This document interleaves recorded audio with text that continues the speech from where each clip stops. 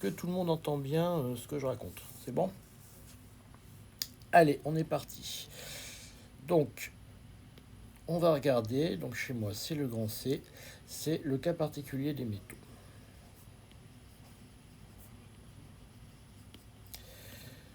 Donc, dans un métal, ce qui caractérise un métal, c'est qu'on a une très grande densité électronique. Donc, les impuretés, elles sont très fortement écrantées.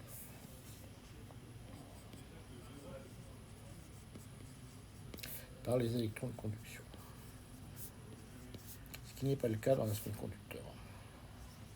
Enfin, à faible dopage en tout cas. Alors, la longueur d'écran. Donc ça, je pense que, je sais pas, vous l'avez pas forcément vu, ça dépend d'où vous venez, mais enfin, je vous donne la solution. Ce qu'on appelle la longueur de Thomas Fermi.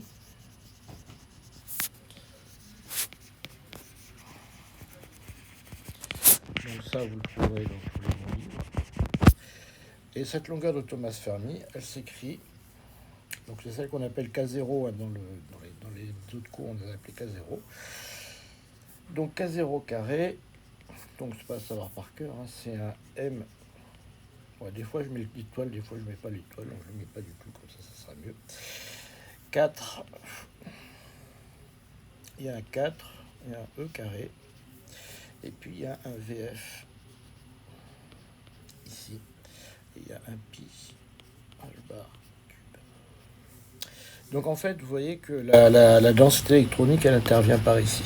D'accord, en fait, elle intervient. Il y a la vitesse de Fermi qui devient extrêmement grande dans un métal. Okay. Donc dans un semi-conducteur, en fait, vous avez beaucoup moins parce que la densité peut être des ordres de grandeur plus faibles, mais beaucoup plus bas. Bon. Donc, on va reprendre comme précédemment. Hein. Donc, on va réinjecter ça dans notre surface efficace de collision. Ça, c'est ce qu'on a fait la dernière fois pour le cas des semi-conducteurs. Et on obtient que sigma de oméga, eh bien, ça vaut simplement... on reprend la formule, hein, donc je vous la réécris simplement. Z E au carré M sur H bar carré. Donc ça, je le recopie simplement. Le tout au carré. Et puis j'ai ici, ça c'est le terme important, j'ai ma longueur d'écran qui apparaît ici, plus K au carré. Le tout au carré. Et je vous rappelle que ici, le K, il représente K moins K'.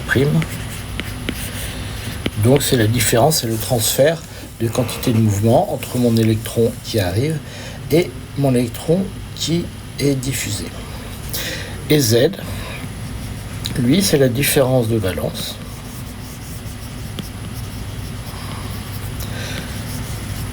entre l'ion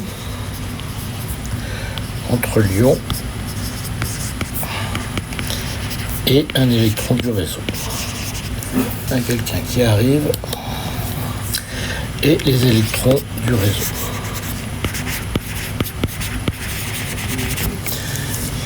Voilà.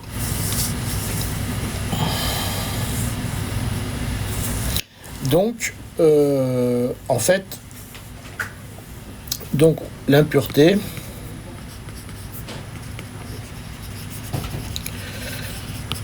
elle porte une charge Z2. Ça, c'est pas un scoop.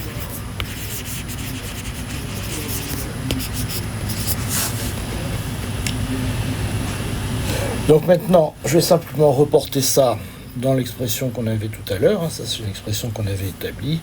Donc, ça nous donne que simplement le temps de relaxation. Donc, pour un vecteur d'onde K, je l'indice K. C'est simplement NI. Ouais. Ouais, c'est celle qu'on a vue tout à l'heure. C'est juste celle qu'on a vue à la page précédente. Ok. C'est NI fois V. Donc, V, c'est la vitesse des électrons. Fois 2pi, donc ça c'est toujours la même formule, hein, donc je vous la mets directement, fois 4, alors je ne sais plus pourquoi on avait un 4, vous regarderez, et puis là arrive ce que je viens de calculer, Z au carré M sur le h bar carré, donc ça c'est ce qu'on avait juste au-dessus, au carré, et là on a l'intégrale qui était l'intégrale générique qu'on avait, si vous vous souvenez, on avait ici un 1 moins cos θ fois sinus θ d θ, c'est tout ce qui nous restait de l'intégrale sur les angles, puisque les autres termes s'annulaient. Par contre, on a toujours en dessous le K0 carré, et puis il nous reste un 4K carré, sinus carré θ sur 2. Donc ça, c'est simplement le petit jeu qu'on avait fait dans la mesure où tout ça est élastique. On pouvait remplacer ce terme-là, K0 plus K carré, dans la mesure où K représente la différence de vecteur et qu'on est, élastique. Donc vous avez K est égal à K' en vecteur. On arrivait assez simplement à cette expression.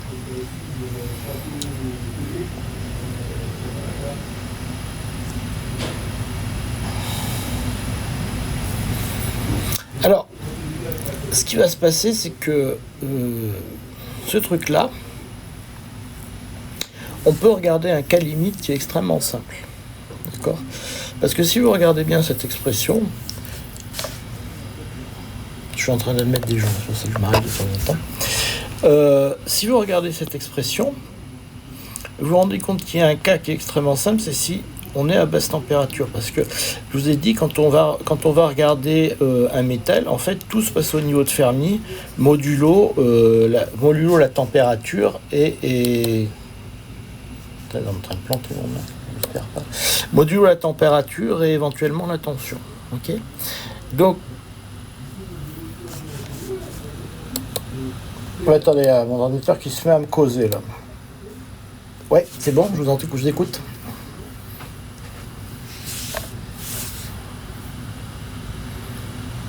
Voilà, c'est ce qu'on appelle charge imbalance, c'est-à-dire comment on appelle ça, enfin, c'est la différence de charge.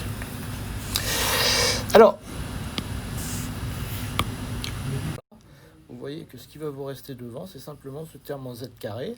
Et puis vous avez ici, alors le Ni qui correspond quand même au nombre d'impuretés, à la densité d'impuretés, d'accord, ça c'est important quand même. Et puis vous avez tout le reste, ma foi, c'est les termes qui sont fixés, parce que le V, c'est la vitesse de Fermi. Bon, dans un métal donné, ça va pas varier énormément. Et puis vous avez ici que les termes qui sont en Z carré. Donc en fait, on va reporter les termes variables ici. Et vous avez, alors qu'est-ce qu'il nous reste ici ? Il nous reste un Ah oui, non, mais j'ai une question.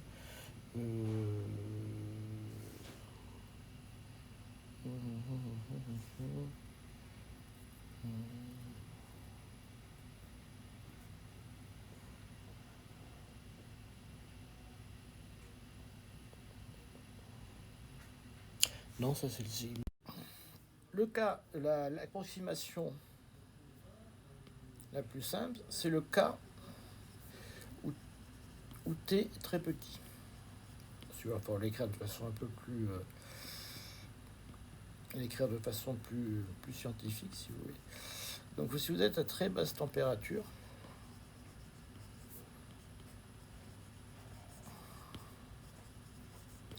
vous pouvez faire l'approximation. C'est super mal écrit, quand même, je vais l'écrire mieux. Très basse température. Ah oui, c'est vrai, je peux affiner le crayon, vous avez raison. Voilà, là, je l'ai affiné. À très basse température, on peut approximer K, c'est mieux comme ça, par KF. D'accord ? Alors, le problème, c'est évidemment de savoir ce qu'on appelle très basse température. Alors, pour ça, en fait, ce qu'il faut faire, c'est calculer l'intégrale et puis regarder à quel moment vous déviez fortement de cette approximation. À ce moment-là, ce que vous avez, simplement, l'intégrale devient l'intégrale. Vous obtenez simplement l'intégrale de 0 à pi de 1 moins cos θ, sinus θ de θ, sur K0 carré, plus 4kf au carré, sinus carré θ sur 2, tout au carré.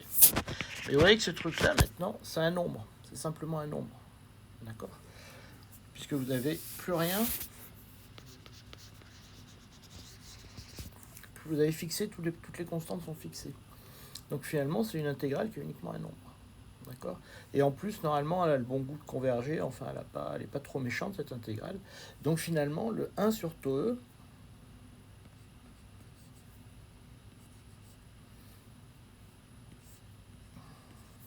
c'est simplement un terme qui va être en z carré. D'accord. Parce que si vous regardez ce qui reste, la résistance, c'est 1 sur sigma.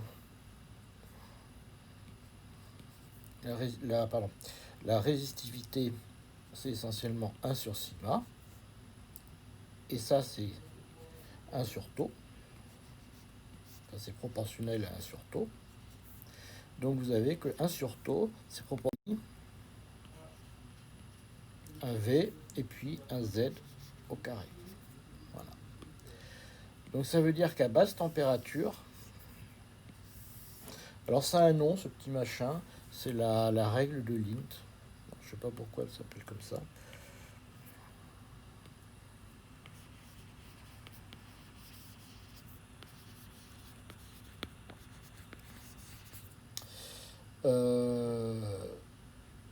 Donc ça, la règle de Lint, elle vous dit qu'en fait, quand vous avez des impuretés de plus en plus lourdes, parce qu'en fait le Z c'est le poids des impuretés, hein, quand vous déplacez le tableau vers la droite, plus vous allez vous déplacer le tableau vers la droite, plus l'impureté va entraîner, va faire changer ça c'est ce qu'on appelle la résistivité résiduelle. Hein.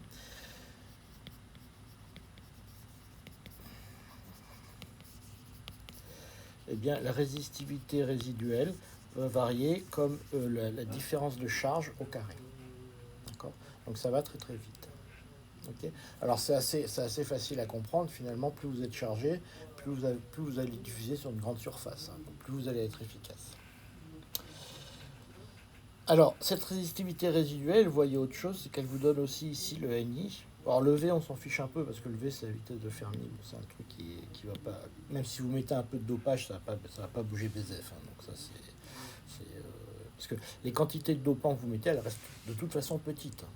D'accord. On n'est pas en train de mettre des dopants à des quantités énormes. Donc en fait, le V, il ne va pas influencer beaucoup. Ce qui va influencer, c'est le NI et le Z. Donc selon la nature du dopant que vous mettez, vous allez avoir une variation en Z carré. Donc ça c'est assez important en fonction de la charge imbalance que vous avez entre l'impureté et le réseau. Et puis vous avez le NI ici qui intervient, donc vous avez une correspondance directe entre la concentration en impureté et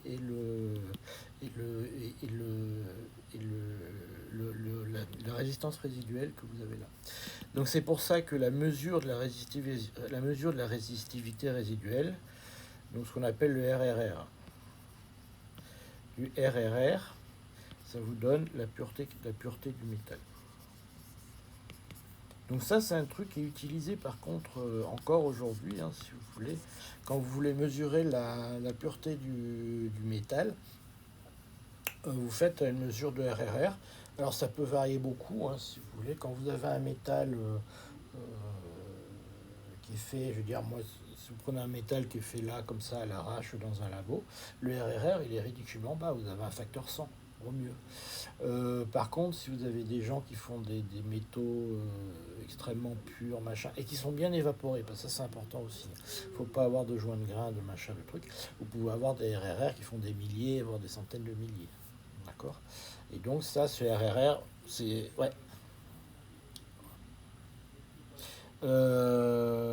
C'est la residual resistivity, non, ratio de residual resistivity. C'est le ratio residual resistivity. Donc c'est le ratio entre la résistance à l'ambiante et la résistance à basse température. C'est défini comme ça en fait. Donc c'est le ratio entre ce que vous avez ici, donc votre truc qui fait comme ça. Vous prenez le ratio entre 300K et ce truc là, et la résiduelle.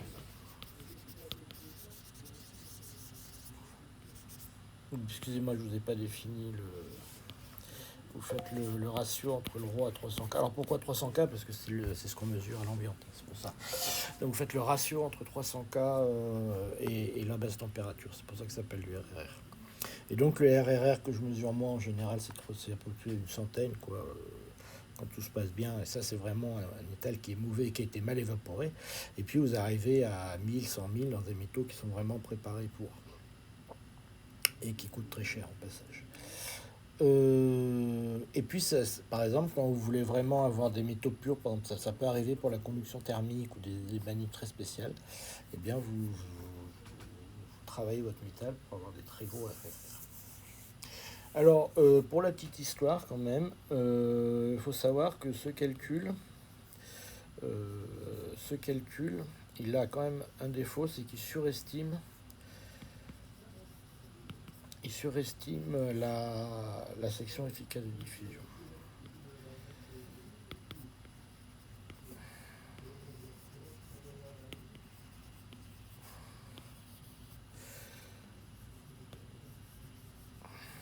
C'est-à-dire que si vous essayez, en fait, si vous le mesurez, vous trouvez moins. Alors ça a été modélisé plus tard par Jacques Friedel. Il a développé ce qu'on appelle le modèle des déphasages. Et là, par contre, ça dépasse mes compétences pour vous l'expliquer. Donc ça a été développé par Jacques Friedel, qui était le prof de mon master, puisqu'il s'appelait le DEA Friedel à l'époque, quand j'étais à Paris. Là, Madame Épinay a fait ses études. Voilà. Donc ça, c'était un truc que les gens se sont excités dessus dans les années 50, 60, c'est-à-dire comprendre pourquoi dans un métal, on avait une résistance résiduelle, on n'avait pas un truc qui divergeait violemment, et effectivement, en fait, ça peut monter très très haut en conductivité, enfin descendre très bas en résistance, mais en fait, le truc, c'est que c'est dû à ces impuretés résiduelles qui vont continuer à vous faire une résistance finie, même dans des choses très très propres. Alors, ça, c'était la partie facile du problème. Alors, vous allez voir pourquoi c'est très facile, parce qu'en fait, c'est un problème qui est élastique. D'accord. Là, on va attaquer un problème un petit peu plus compliqué. C'est le dernier qu'on va regarder. C'est qu'il y a un autre modèle de diffusion, alors qui apparaît à plus haute température. Hein, c'est la diffusion par les phonons. Okay. Et ça, c'est le principal vecteur de diffusion quand vous êtes à température ambiante, enfin, jusqu'à assez basse température, en fait, mais en particulier à température ambiante. D'accord. C'est ça qui va vous donner essentiellement de la diffusion. L'expression. On fait des trucs en fait dedans. Comment je vous ai mis ça? Dans quel des deux je me suis planté? Vous avez raison. Voilà. Donc, moi je sais pas où vous en êtes, mais moi c'est un 2, donc je sais pas. Faut peut-être que je numérote. Diffusion des électrons par les phonons. Alors, ce qui se passe ici, c'est que je vais sauter pas mal de trucs, parce qu'il y a toute une partie qui sera faite par Thierry Klein dans son cours de seconde quantification. Donc je vais toute la théorie sur le couplage électron-phonon, je vais sauter les étapes, je donnerai juste les grandes étapes du calcul. Donc la première chose qu'on va regarder, c'est simplement le couplage électron-phonon. Donc il faut quand même que vous sachiez de quoi on parle. Donc le modèle le plus simple, c'est on va regarder un électron qui arrive ici avec un vecteur long de K, et puis qui se fait diffuser ici avec un vecteur K', et au passage il mange un phonon qui a ici un vecteur d'onde Q. Okay. Donc avant j'ai un état K et puis j'ai un nombre de phonons Q, et après j'ai un vecteur K' et j'ai un nombre de phonons Q dans les. Alors, ce qui est chiant avec les phonons, c'est qu'ils ont le mauvais goût d'apparaître et de disparaître, si vous voulez. C'est un peu pénible. Parce que quand vous travaillez avec des phonons, vous avez non seulement la conservation d'énergie, les quantités de mouvement, mais en plus, ils apparaissent, ils disparaissent. Donc, c'est un truc qui est un peu chiant, quoi. Alors, le couplage électron-phonon, en fait, c'est quelque chose... d'un point de vue fondamental, c'est assez bête, hein, parce que le couplage électron-phonon, bah, finalement, c'est simplement dû au fait qu'un phonon, c'est quoi? C'est simplement un atome qui se déplace, hein. Ça c'est tout bête. Et donc le couplage électron-ion, bah, on peut l'écrire simplement somme sur n, donc n c'est le nombre d'atomes, hein.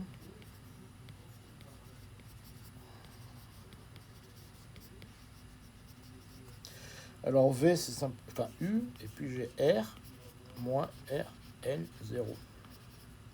Non, Rn, pardon, d'ailleurs, il n'y a pas de 0 pour l'instant. Donc ça, c'est la position de mon électron. Puis ça, c'est la position de l'ion.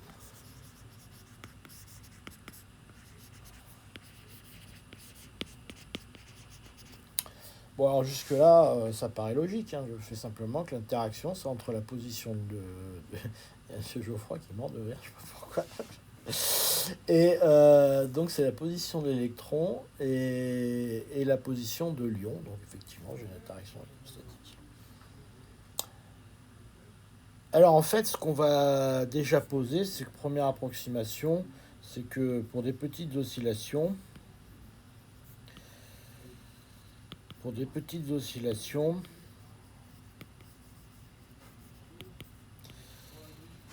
on prend Rn qui est égal à Rn0.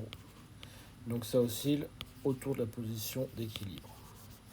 Ça va pas bien loin. Donc ça, c'est la première approximation qu'il y a dans le Schmele. Ok.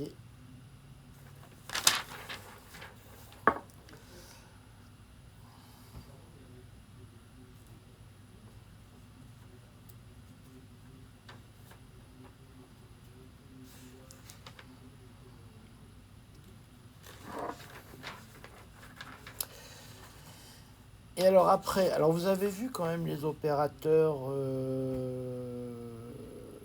A+, C+, et tout ce bazar, ça vous connaissez. D'accord, vous connaissez ça par cœur. Bon. Donc là, je vais vous balancer un opérateur avec plein de A+, trucs comme ça. Donc je vais vous demander de l'admettre. Vous arrivez au fait, alors si vous moulinez tout ça, vous arrivez au fait que l'hamiltonien de couplage électron-phonon. Alors en fait, vous verrez que si vous avez bien compris les opérateurs A+, C+, même si vous ne savez pas d'où ça vient, c'est assez facile à comprendre. Donc c'est une somme sur Q, K, K' et Q. Donc c'est K, on va commenter après, d'accord. Ça c'est sur la première zone de Brillouin. Bon, ça c'est... Alors vous avez un terme I, puis vous avez ici H bar, 2M, N, oméga Q. Donc ça, c'est un préfacteur, on verra tout à l'heure, il va nous servir, N c'est le nombre de photons. Vous avez un terme EQ, donc on verra ce que c'est, je la marque, hein, puis vous verrez tout à l'heure ce que c'est. Ici un terme K moins K', d'accord. Vous avez ici un U tilde qui est la transformée de Fourier de K moins K'. Et c'est là que vous avez toute une série de termes, on va voir ce que c'est. Ah ouais, il manque une barre de fraction, ça c'est vrai. Et puis il vous reste un terme ici qui est S de Q plus K' moins Q. Moins Q. 2M N. Je vais le réécrire. Je vais le réécrire. Parce qu'il n'est pas super intuitif ce terme. C'est H bar sur 2M N oméga Q. N c'est le nombre de phonons, 2M c'est la masse des électrons et oméga Q c'est la pulsation du phonon. Puis là aussi je vais l'écrire, je vais essayer de l'écrire proprement. Plus K' moins Q. Okay, et c'est là que vous allez avoir tous vos phonons. C'est K' plus Q, C plus CK. Okay, et là vous avez un A Q A plus moins Q. Bon. Alors ça, bon évidemment, c'est pas complètement intuitif, donc essayez pas de le trouver en 2 secondes, parce qu'il y a quand même 2 pages de calcul hein, pour le trouver. Donc ça, Thierry vous le fera en cours proprement. Ce qu'on va juste essayer de voir, c'est un peu d'où ça vient ce machin. Enfin, comment on peut le comprendre. Ouais. Il y a une faute. Ouais. Alors justement, on va voir ce que c'est que les EQ. Bon, ça c'est un préfacteur. Ouais. Le phonon.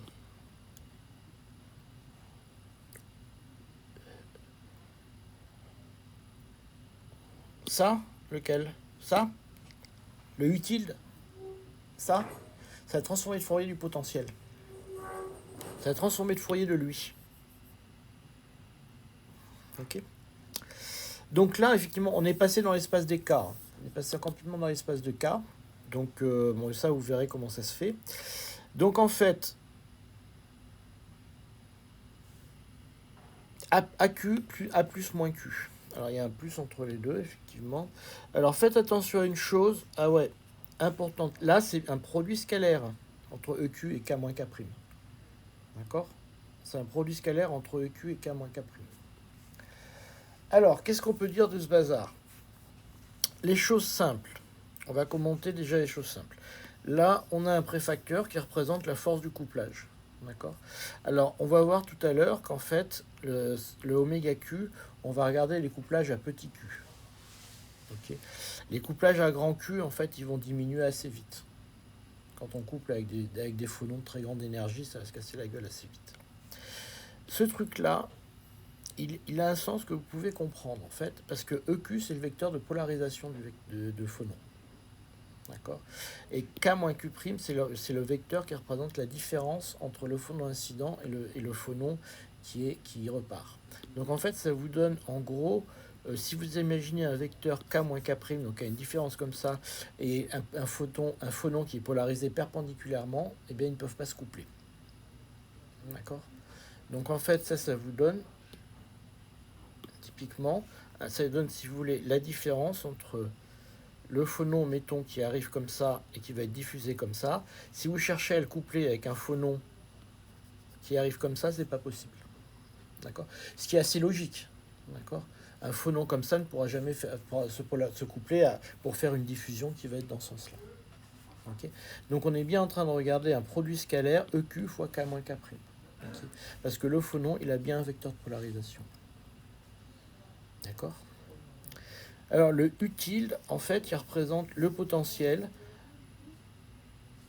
La transformation du potentiel a une longueur K-K'. Donc ça aussi, c'est assez logique parce qu'en fait, on regarde le potentiel pour un couplage de type K-K', donc pour transférer la quantité de mouvement à K-K'. Okay, c'est le potentiel créé par le phonon à la longueur d'onde K-K'. Donc tout ça, ça va assez bien, c'est assez logique. Alors ce terme-là, il est un peu moins intuitif, c'est le facteur de structure. Donc ça veut dire finalement que vous pouvez diffuser seulement si le vecteur K-K' vous donne un vecteur Q qui appartient au réseau réciproque. Alors ça, c'est pas du tout intuitif d'où ça sort. Donc ça, je vous le demande de l'admettre, hein, ça sort du calcul assez facilement, mais comme ça, c'est pas tout à fait intuitif. Et alors ces termes-là, vous voyez tout de suite d'où ils viennent. Ils vous disent que vous avez quoi? Vous avez détruit un phonon de vecteur K. Vous avez un électron de vecteur K, vous avez créé un phonon, pardon, vous avez détruit un électron de vecteur K, vous avez créé ici un phonon, je n'y arrive pas, détruit un électron de vecteur K, vous avez créé un électron de vecteur K plus Q, donc là il y a une connerie dans ce que je vous ai marqué, il y a une connerie dans ce que je vous ai marqué, parce que c'est K', ouais, c'est juste K', exactement.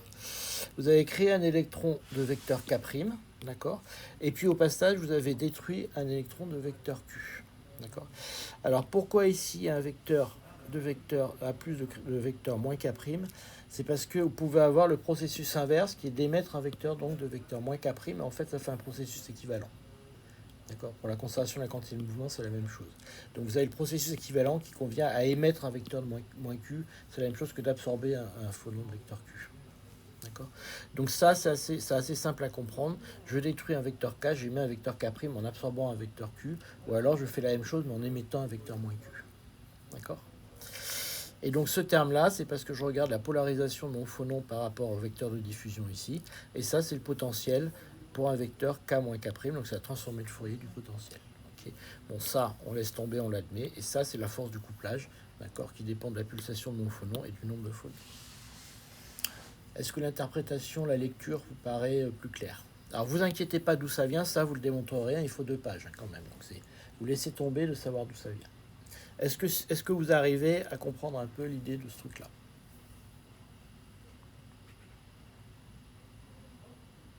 Ouais, ouais.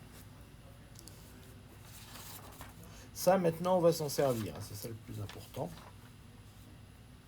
Ouais.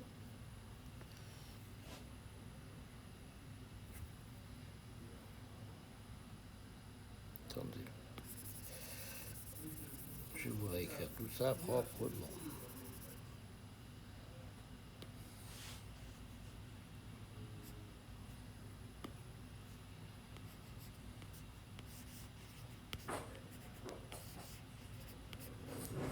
Émetteur, tout ça. Ok. Je crée.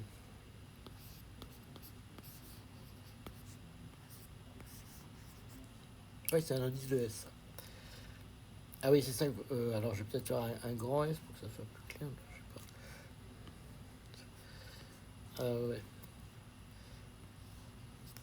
Comme ça? Non, ça va pas. C'est bien comme ça? D'accord.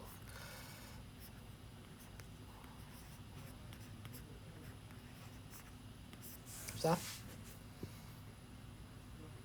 Alors en fait,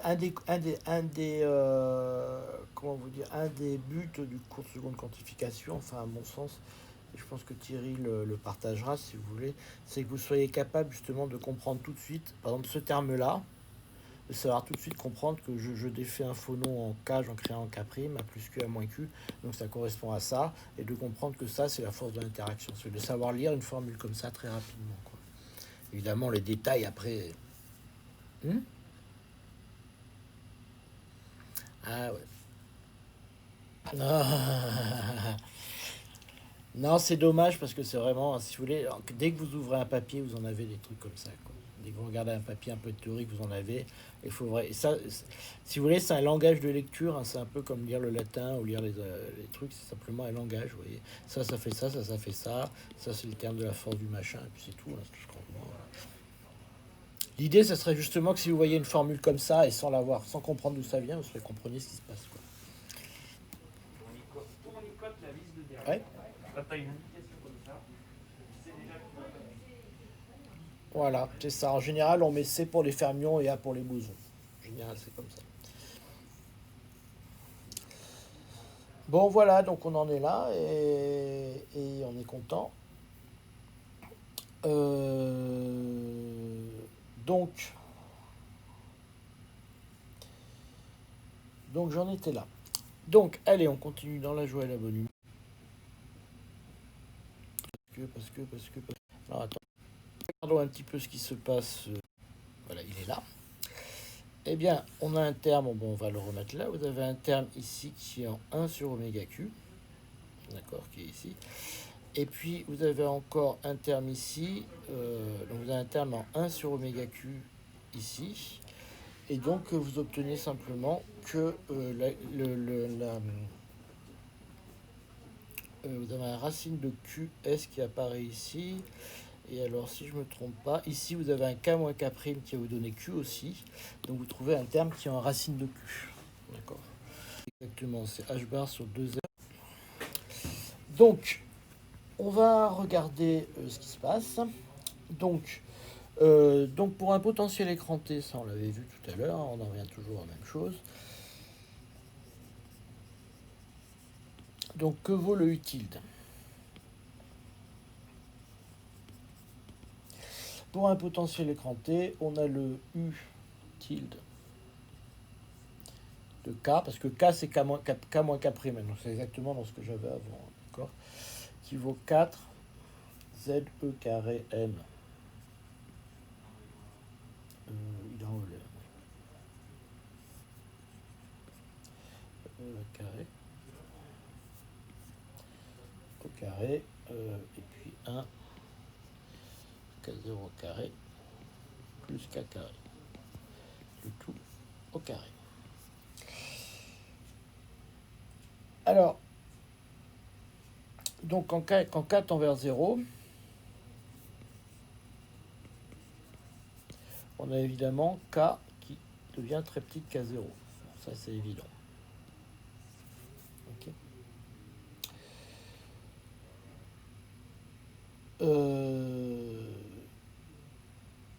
Alors ça, on regarde en fait, ça revient à regarder les processus qui sont très proches du centre de la zone de Bréouin.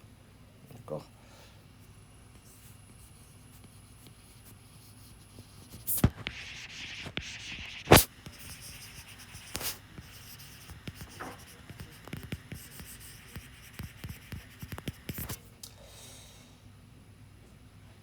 Et donc, vous avez de façon évidente, alors oui, ça je vais vous le dire, enfin, vous avez donc K carré qui est très petit devant K0 carré, hein, ça c'est une évidence. Okay. À ce moment-là, vous avez que U tilde de K est une constante. Ok, ça c'est logique, hein, si j'enlève le deuxième terme, ça devient une constante. Ça veut dire effectivement que, en fait, ça veut dire qu'à grande longueur, oui,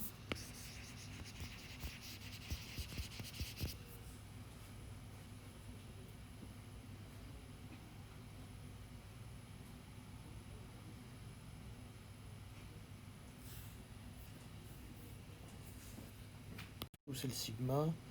Non, c'est le sigma, effectivement, c'est le sigma, c'est pas le U. On est jusqu'à.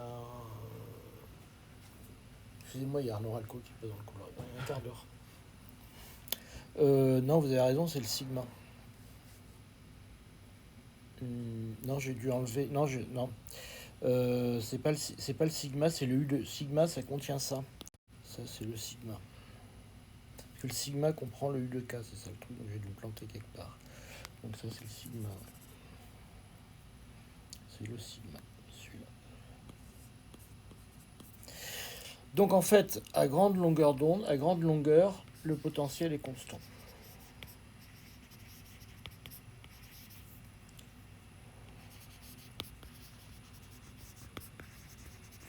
En fait, le U, il est par là. La transformée de Fourier de U, elle est là. Elle intervient dans le sigma, elle est là. Alors, ce qui est plus intéressant, c'est que pour les petits Q,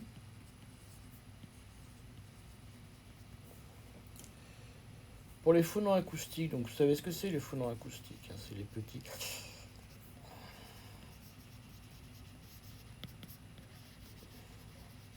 Alors vous n'avez pas trop de couplage avec les phonons optiques pour une raison simple, c'est que si vous regardez votre relation de dispersion, en fait les phonons acoustiques, ils ont beaucoup d'énergie à Q égale 0.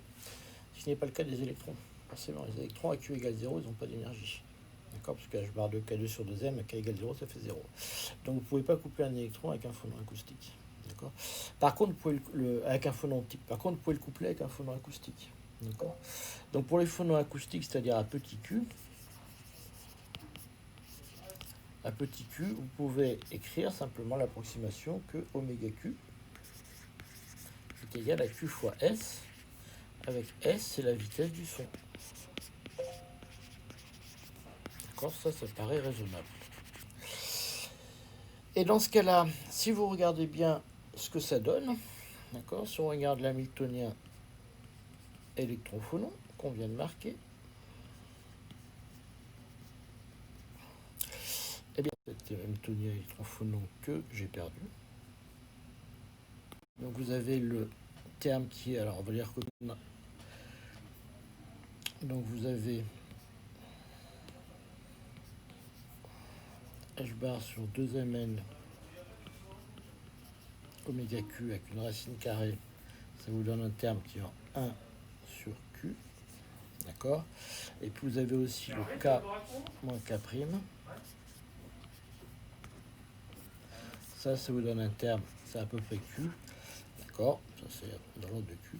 Donc vous trouvez finalement que l'hamiltonien électron-ion, électron-phonon, pardon,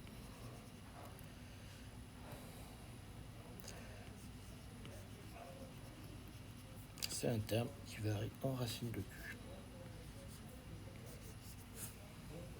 D'accord. Ça, c'est un premier résultat. Avec U de Q qui est une constante.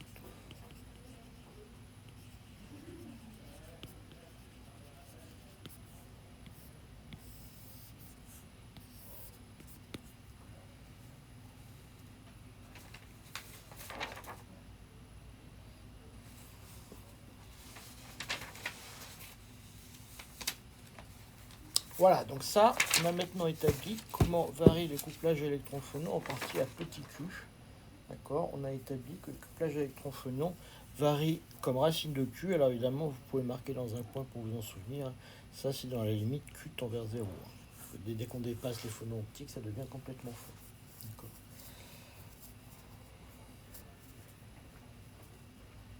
Alors je vous rappelle que vous avez deux processus. C'est soit absorption de Q ou alors émission de moins Q. Voilà. Bien, ben là on a presque fini notre affaire. Maintenant, il va juste falloir regarder le temps de relaxation lié au couplage, puisque maintenant on a ce couplage. Donc, on va regarder comment cette histoire fonctionne.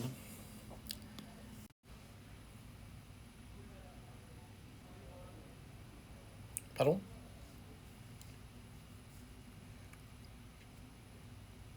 Non, ça c'est la section efficace de collision, et en fait elle contient ici la transformée de Fourier du potentiel, et donc la transformée du potentiel, c'est ce truc-là, d'accord ?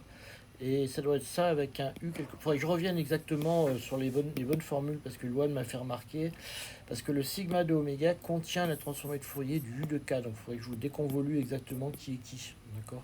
Je vous le mettrai dans le... Parce qu'elle m'a fait remarquer qu'effectivement c'est la formule qu'on expliquait avant, donc il faudrait que je déconvolue qui est qui dans cette histoire exactement. Donc je regarderai dans mes notes... parce que dans mes notes, je pense que j'ai zappé des tas de termes, en fait, des tas de préfacteurs qui m'emmerdaient.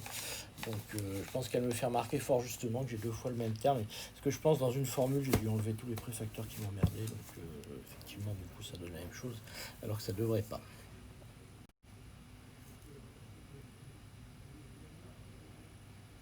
Non, mais à grande longueur d'onde, on a un potentiel constant.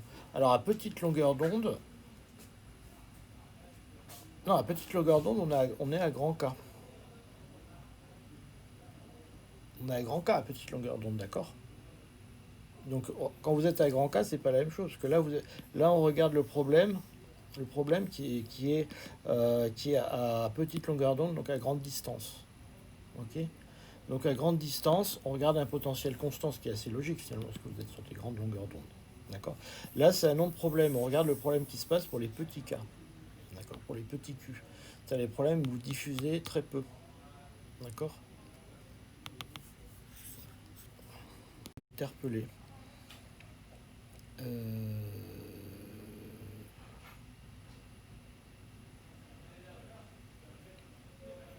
Non, non, c'est vous qui avez raison. Effectivement, là, on est dans la limite à petit K, à petit Q. Parce que quand vous êtes quand vous êtes dans les phonons acoustiques, vous êtes sur les petits Q. Effectivement, Monsieur Lample, c'est vous qui avez raison. Parce que les phonons acoustiques, c'est ceux qui sont au bord de la relation de dispersion. Vous avez bien raison, on est dans la limite à petit. Donc, j'en suis au B. Le temps de relaxation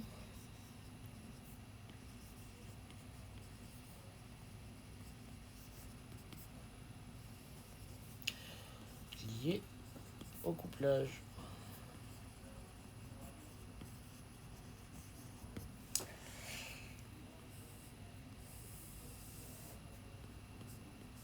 Oui.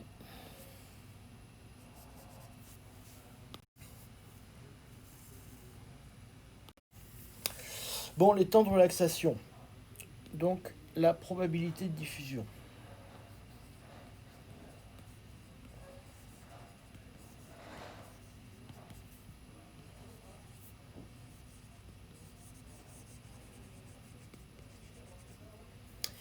Alors, la probabilité de diffusion,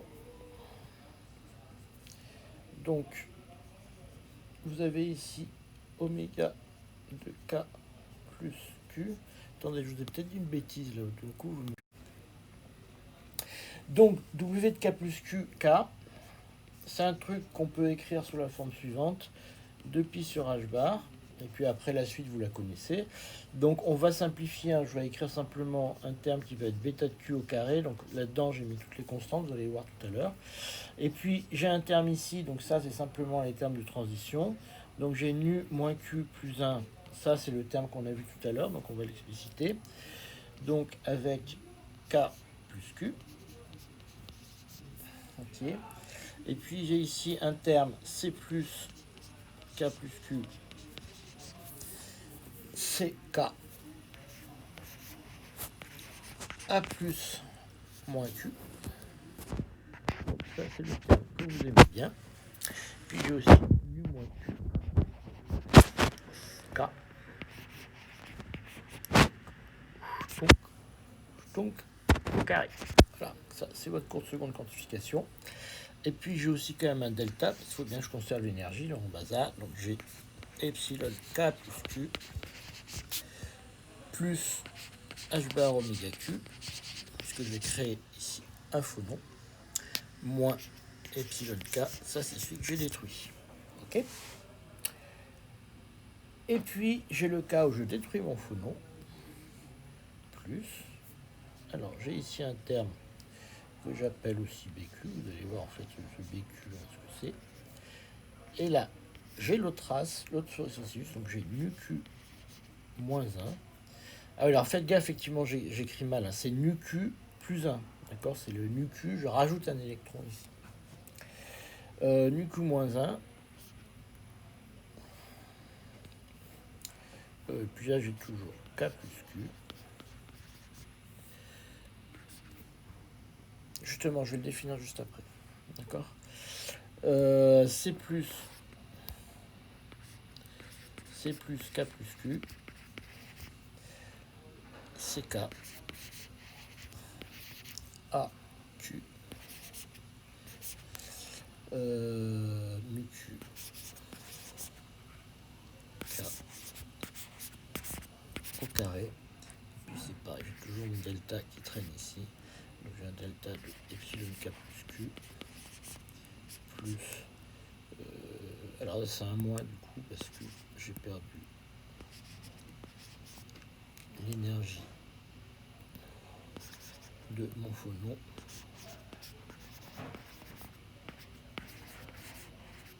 Et donc le bêta q, c'est ce que j'avais mis, c'est le début de mon hamiltonien de couplage, donc j'ai tout mis dans un bêta q, est égal à i facteur de h bar sur 2mn oméga q, facteur de q tilde de q. D'accord. Donc là j'ai mis tout le reste de mon hamiltonien, et puis j'ai mis, donc je suis parti sur les phonons acoustiques, donc j'ai sorti un q et j'ai un tilde de q.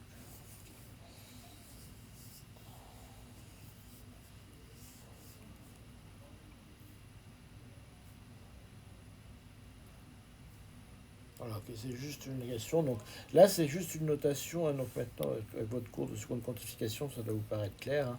Je regarde les processus où je crée je crée un phonon de vecteur d'onde de mu-q et je crée. Alors attendez, faut faire attention à ce que j'écris. J'aurais dû mieux écrire. Parce que je voudrais. Ouais. Est-ce que vous. Il faut que j'écrive vraiment mieux parce que là, vous n'avez pas vu tout ce que je fais. Il y a un moins ici. Il y a un moins ici.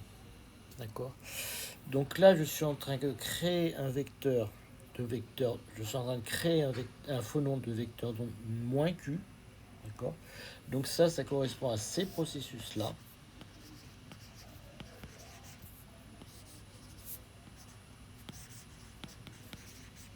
D'accord. Et là, je suis en train d'absorber un vecteur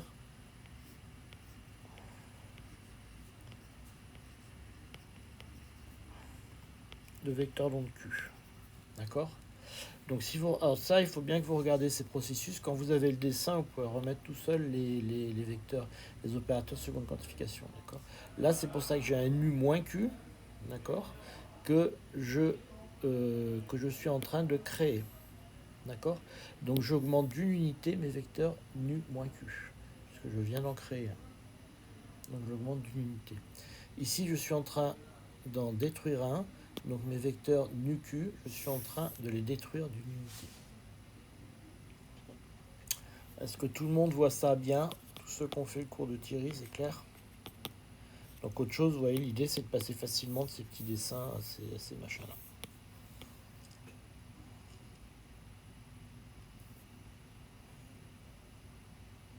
Des questions là-dessus?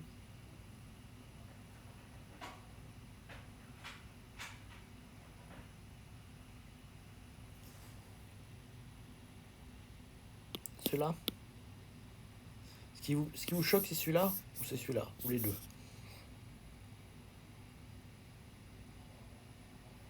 Alors,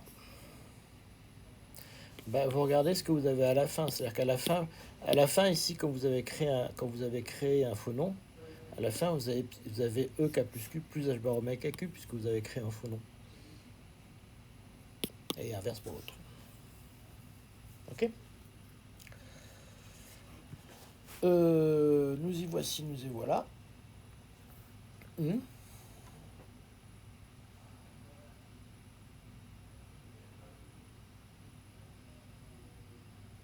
Ah bah oui, bien sûr.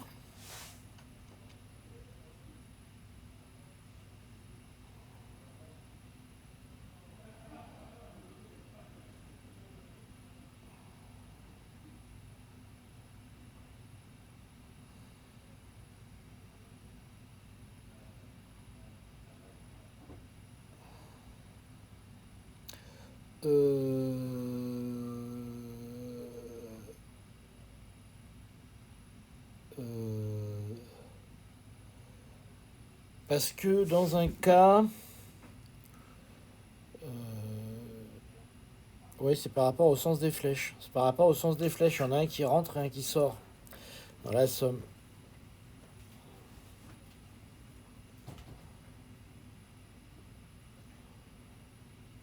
Ouais, c'est ça. Parce qu'il y en a un qui sort et un qui rentre. C'est ça le truc. C'est ça le truc, c'est que il faut regarder le sens des vecteurs. C'est ça le problème.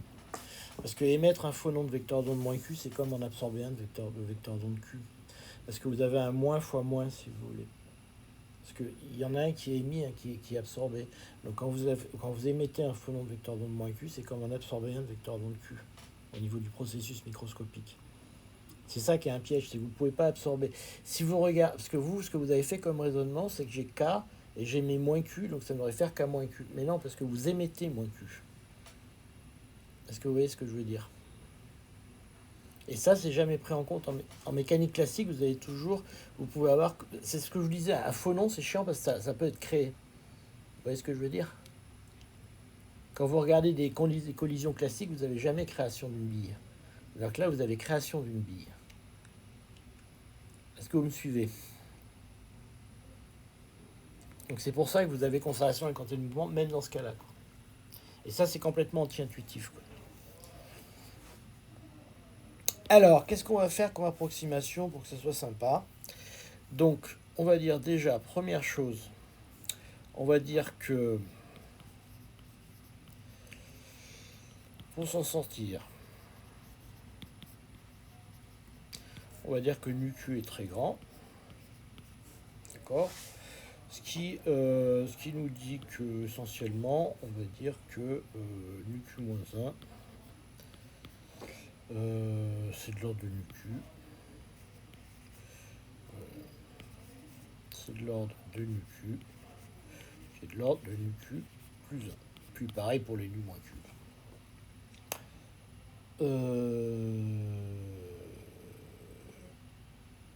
Bon. Alors.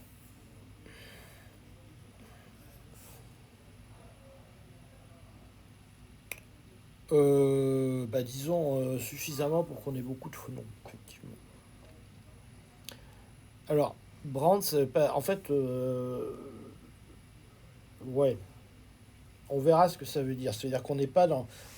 On va passer d'un régime résiduel au régime de faux noms, en fait, c'est ça que ça veut dire, quoi.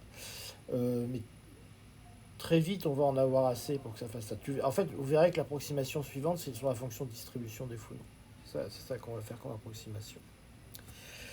Ensuite, mais vous avez raison. En fait, la question qui va se poser après, c'est est-ce qu'on prend la fonction de distribution des phonons en Bose-Einstein ou pas. Donc ensuite, au petit q,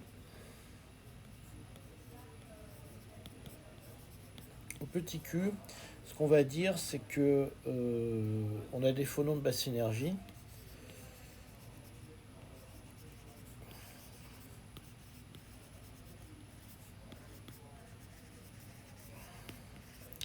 Et donc on va faire l'approximation finalement que K' carré égale K carré. Donc en fait on dit que c'est élastique.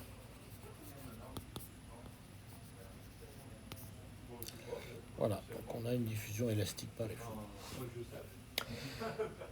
Bon, ben ça c'est bon, donc on est content avec ça. Donc on a déjà fait deux belles approximations qui vont quand même nous aider. Donc on a des termes qu'on va pouvoir regarder. Donc on va reprendre maintenant notre probabilité de transition, là, puis on va faire des approximations dessus. Alors ce que vous voyez déjà, c'est que vous avez des termes phonons et des termes électrons qui sont séparés. Donc on va pouvoir séparer cette partie en deux, puisqu'on a les C+, qui n'agissent que sur les électrons, et des A qui n'agissent que sur les phonons. Okay. Donc on va faire ça. Donc on va remettre tout ça là-dedans. Alors en fait il y a deux termes, hein. Je vous ai fait le premier, mais le deuxième vous faites pareil, hein. C'est pas compliqué, sauf que en fait le deuxième, comme vous avez pas là, le premier vous avez fait avec quoi, avec le Q, ben là vous avez un truc de AQ, donc au lieu d'avoir des je sais pas quoi, vous aurez parce qu'il y est simplement voilà ce qu'on avait mis dedans, tout ce qui traînait, hein, d'accord. Il y a l'oméga Q, le Q. Alors c'est important quand même, le terme important c'est celui-là, oméga Q, Q, utile Q. Le reste c'est des constantes. Parce qu'on est sur des fermions. Si vous le faites, vous avez un terme, vous avez des AQ, du Q, et ça va vous donner. Si on reprend ici le W, on a, donc je vous le fais pour un seul, hein, ça c'est pareil pour les autres. Donc on a que nu Q, pardon, je commence à me tromper moi-même. On va prendre le premier, nu moins Q plus 1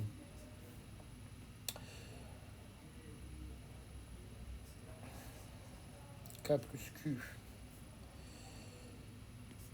C plus K plus Q, A plus, comment je l'avais écrit, CK, A plus, moins Q, U moins Q, K. Ça, je vais simplement le diviser en deux, hein. Je dis que ça, c'est égal à U moins Q plus 1 A plus moins Q U moins Q K plus Q C plus K plus Q CK. Comme ça j'ai le droit de le faire, c'est pas un problème.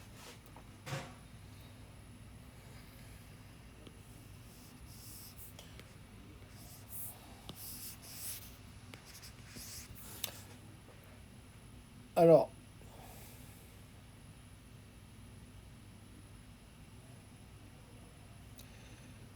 maintenant il faut juste que je vous fasse un tout petit aparté, parce que ça je pense que vous avez vu dans le cours de seconde quantification ce que ces opérateurs donnaient pour des fermions, mais pas forcément pour des bosons. Donc je vous mets ici un petit aparté pour des bosons.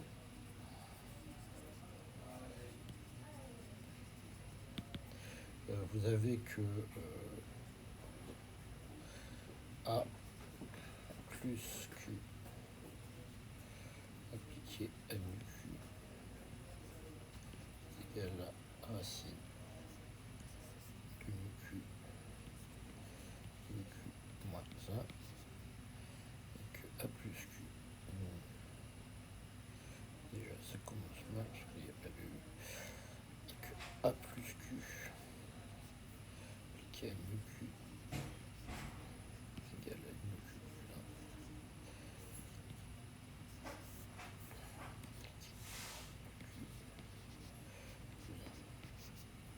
Voilà, ça c'est pour des bosons, c'est les valeurs propres, enfin les opérateurs A plus et A plus, AQ, A plus Q quand ils agissent sur des bosons.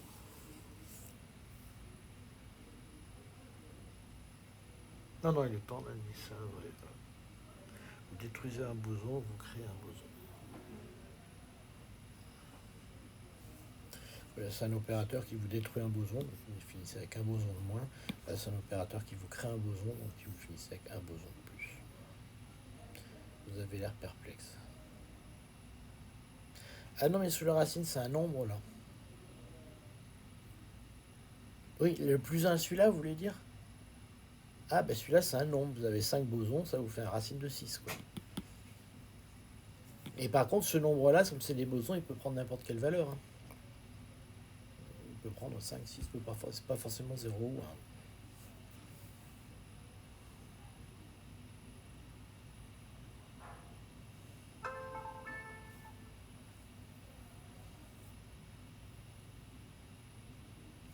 Bien, donc en fait, ben, tout ça, ça nous dit quoi? En fait, ça nous dit que... En plus, j'ai oublié les carrés, donc on va les rajouter quand même. Toc, on va mettre en noir. Toc, toc, ça nous fait un carré. Cloc, cloc, carré, cloc, carré. Voilà. Même 2 barres normalement.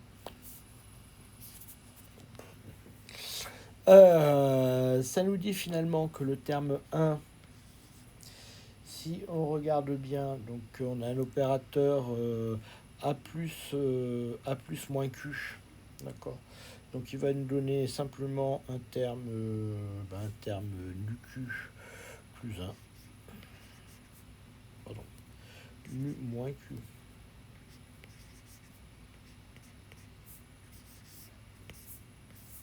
Au carré, poids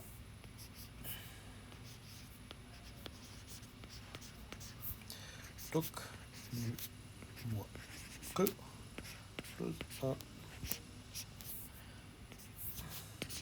au carré. Puis ça, de façon évidente, ça fait 1. D'accord. Et puis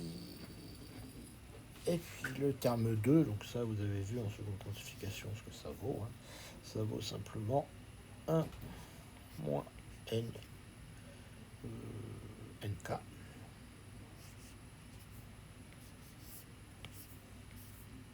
au carré, facteur de k plus q.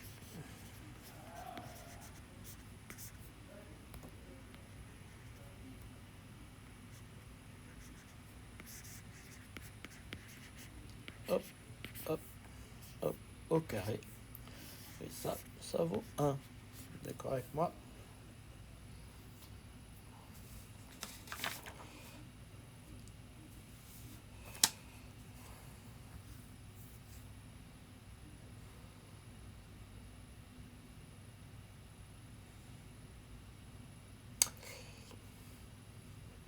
Tout le monde est d'accord?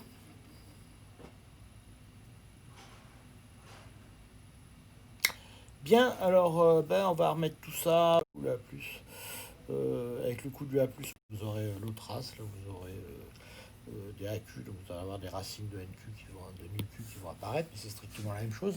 Ok. Donc si je remets tout ça ensemble, eh bien j'obtiens que mon truc W K plus QK K, c'est égal à 2 pi sur H bar Alors pourquoi j'ai un 2 pi sur AG? Voilà. Et puis, bon, j'ouvre la parenthèse. Là, j'ai un bêta Q au carré. Donc ça, je vous rappelle.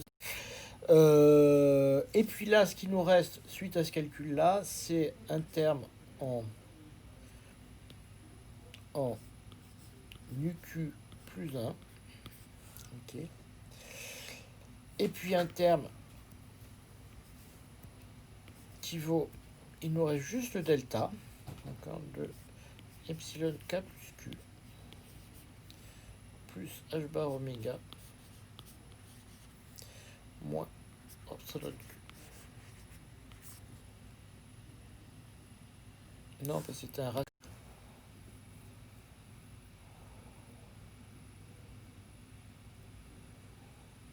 Et puis il nous reste son petit copain qui est bêta q au carré. Et puis là, ce coup-ci, j'ai simplement un UQ. Et puis j'ai un delta de epsilon de EK plus Q moins H bar oméga. Bon. Ouais, mais ce terme-là, il vaut un.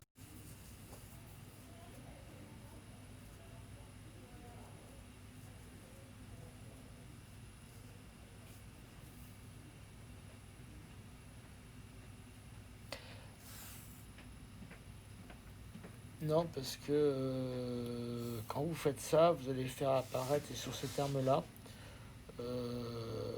attendez, sur lesquels, je ne sais plus, il faut prendre dans l'ordre, les termes qui vont bien ici avec des racines de nu. Vous le reprenez tranquillement avec les bosons, ça vous donne bien ça. C'est pour ça que vous avez nu plus 1 ici. Ça marche.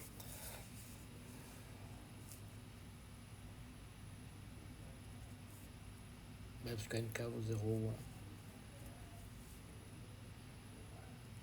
Ah oui, non, mais ça peut faire 0. Mais quand vous faites votre somme, vous sommez sur les K et K plus Q. Donc vous regardez ce qui se passe. Vous faites une somme, si vous voulez, sur les états. Vous partez des états occupés, forcément. Vous ne partez pas des états vides.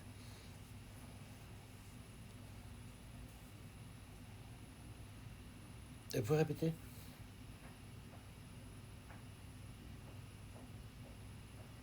Non, mais attendez, ça on regarde, n'oubliez pas que le W, faites attention parce que le W, après, il est réintégré dans une intégrale, hein. Le W, c'est un bout qui vient dans une intégrale après. Si vous vous souvenez bien, le W, il rentre dans une intégrale pour calculer le 1 sur tau. Le W, c'est simplement un W qui rentre après dans une intégrale où il y a la section efficace de collision.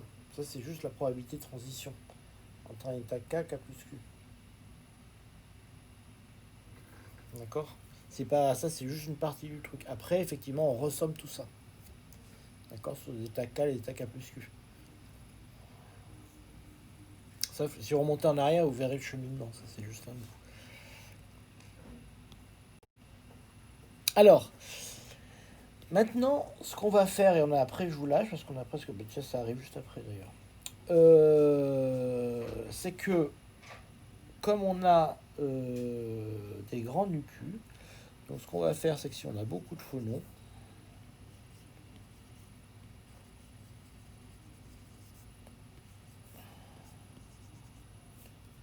c'est très moche, mon grand. Pas compose d'ailleurs, c'est qu'on a. On va faire nucu de l'ordre de nucu plus 1. D'accord, ça c'est pas trop déconnant.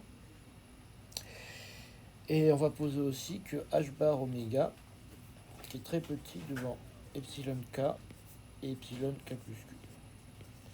Ça veut dire qu'on regarde des phonons acoustiques de basse énergie.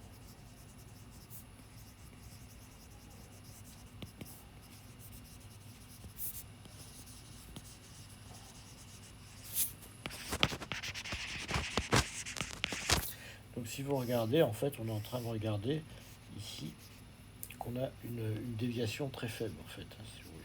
Donc quand votre vecteur arrive ici, donc il dévie en K plus Q, mais ici, le Q est très petit devant les K. C'est vraiment une déviation très faible.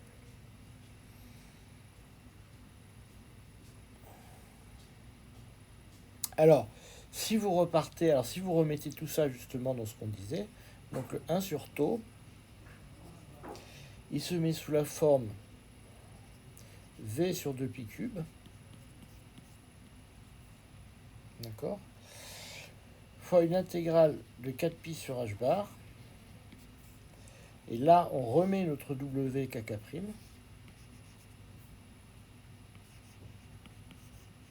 Donc on vient de calculer ici. Et puis il reste toujours le 1 moins cos θ moins tangente alpha sin θ cos phi.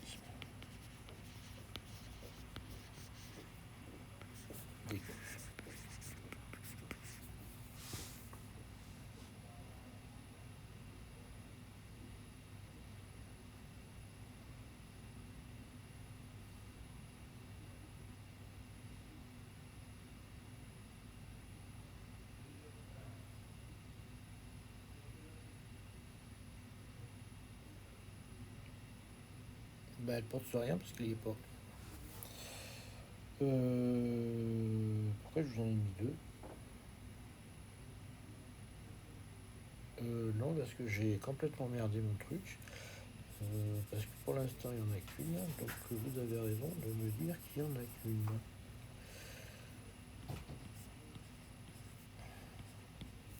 Il y a un V sur 2pi cube pour normaliser. Et il n'y en a bien qu'une. Voilà. C'est quand on change de variable.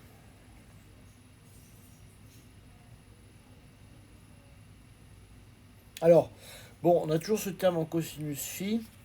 Alors lui, c'est toujours pareil, parce que dans toutes les intégrales qu'on a, on n'a jamais un paramètre sur phi. Donc ce truc-là va tendre vers 0, parce que quand vous faites l'intégrale sur dq, en fait, vous avez un terme en dφ qui va apparaître. Et cosinus phi, si vous l'intégrez entre 0 et 2pi sur dφ, ça tend vers 0. Donc vous avez ce truc-là qui va disparaître. Et puis si vous remettez tout ça ensemble, vous vous retrouvez, alors vous avez ici le bêta q qui apparaît, et ça a une expression qui est relativement simple finalement, puisque vous allez vous retrouver avec un truc qui vaut v sur 2pi cube. Et puis ici, vous remettez w de kk' et vous avez un 4pi sur h bar qui lui vient de l'expression qu'on vient de calculer. Et puis vous avez un bêta q au carré. Et tout ce qui vous reste de tout à l'heure, c'est finalement un uq, facteur de 1 moins cos θ. Okay. Et puis il vous reste simplement ici la conservation de l'énergie.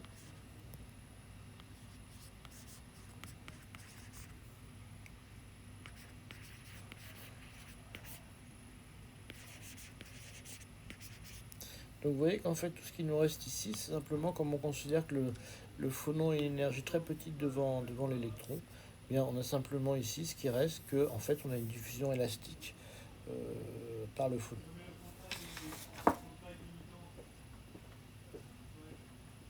Oui, je vous écoute. En personne. Oui.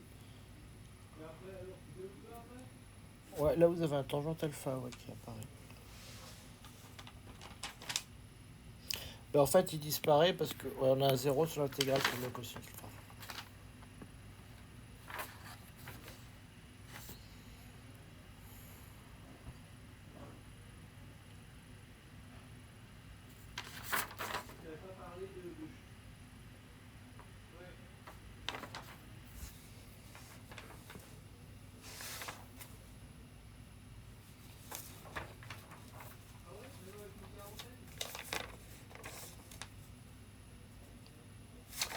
Voilà, donc ça c'est... Bon, là on a quasiment fini en fait, donc moi je vous propose de vous arrêter là, je crois que vous êtes tous crevés, puis moi aussi. Donc ce qu'on fera à la rentrée, là il me reste à peu près, mais c'est un peu dommage que je le fasse à l'arrache, parce qu'à partir de cette intégrale, c'est là le plus intéressant. Donc j'aimerais bien prendre le temps de faire les deux en même temps. C'est à partir de ça qu'on va simplement calculer la dépendance en température, en fait, du couplage électron-phonon dans les métaux. Donc c'est là qu'on obtient les lois de puissance que vous connaissez, donc en T4 et en T et en T5 si vous voulez. Donc c'est à partir de là qu'on les établit proprement. Et voilà. Et après, je vous fais un petit truc sur le transport quantique. Voilà, donc, ben écoutez, je vous souhaite